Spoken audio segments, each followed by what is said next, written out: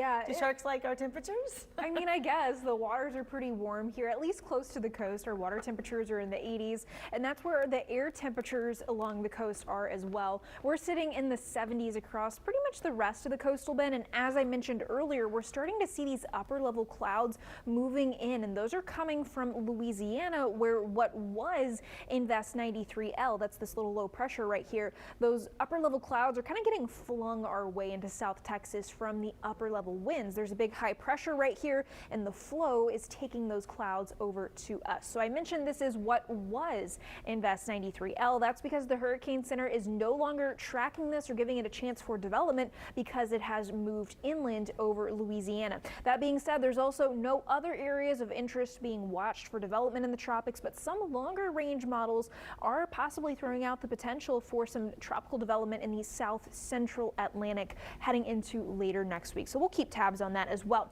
Now, the moisture from what was Invest 93L is going to go around that area of high pressure that I mentioned as it scoots closer to us. The flow on the other side of it going to bring in some Saharan dust into South Texas heading into later Sunday and Monday, lingering through Tuesday, Wednesday. So a little bit of hazier skies again heading into next week.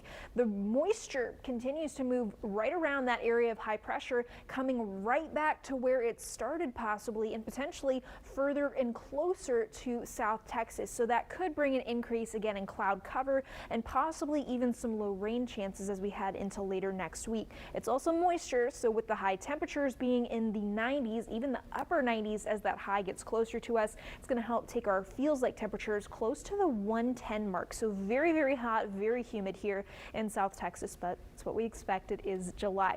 Today, 94 in Corpus Christi, a little bit warmer the further inland that you go into the upper 90s, and it feels like temperatures in the triple digits, but it is going to feel hotter tomorrow, so keep that in mind. Make sure you're staying hydrated, practicing heat safety, wearing sunscreen if you're heading out to the beach, all of that stuff. It's going to get breezier heading into the weekend, and winds will stay breezy until about Monday, Tuesday, at which point that's when our high temperatures are going up into the upper 90s here in Corpus Christi, with those feels like temperatures approaching 110. So it's possible we're seeing some heat advisories heading into later next week, but we're going to have to keep tabs on it, and we'll keep you updated.